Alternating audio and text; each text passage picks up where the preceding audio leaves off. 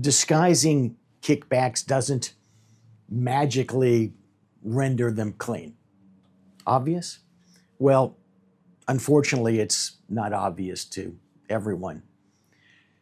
On July 16th, 2025, Charles P. Casby Jr. pleaded guilty to conspiracy to commit healthcare fraud and conspiracy to violate the federal anti-kickback statute. The crimes arose from an elaborate healthcare fraud and kickback scheme involving medically unnecessary cancer genetic screening, CGX, tests. Casby's story isn't just a perfunctory DOJ press release. It's a cautionary tale about how seemingly legitimate structures can mask blatantly illegal deals. Between February and September 2019, Casby and his lab company co-conspirators executed a plan that appeared on paper to be legit, but was rotten at its core.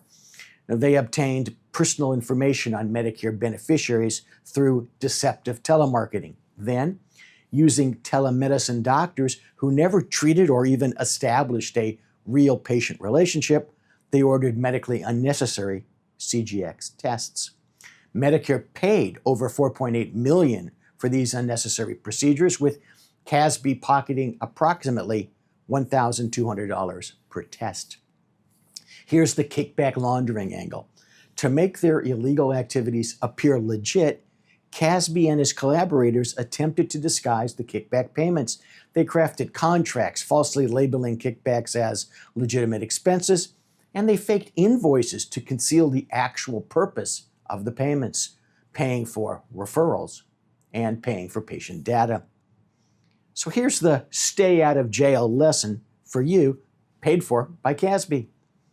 Some months I see more of these sorts of scams than there are letters in the word telemedicine. Deals involving management services agreements, consulting contracts, or similar structures can appear completely legal at first, but when you dig deeper, they might turn out to be elaborate covers for kickbacks or other sorts of bribes. Every single one of them involves a physician, someone like the average person listening or viewing to this, who's thinking about getting involved in a deal more or less like Casby's. Well, even worse, some of them are already in too deep.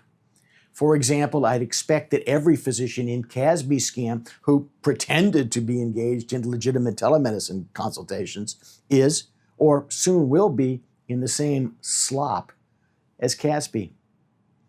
But how could I be caught?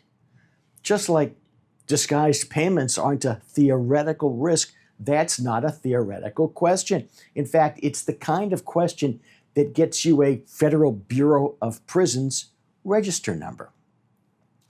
What should a smart physician do to avoid becoming the next cautionary tale? 1, question everything. Never take documentation at face value. Ask tough questions about the purpose behind every payment. 2, look beyond the labels. Expenses and consulting fees sound harmless, but verify what services are actually being provided and whether the payments align with fair market value. 3, regularly audit. Implement consistent audits to detect irregularities or unusual payment patterns that might indicate concealed kickbacks. 4, legal vigilance. Engage healthcare counsel experienced in federal and state anti-kickback compliance to thoroughly vet every deal. The modest upfront cost pales compared to potential fines, legal fees, and prison sentences. Casby is facing significant prison time and substantial forfeitures. Don't let your career get hijacked by a cleverly disguised illegal arrangement. Be cautious, thorough, and skeptical, because even the best dressed pigs are still pigs. Before we go, do me a favor. If you got some value from this post, please like, comment, and subscribe. Thanks in advance.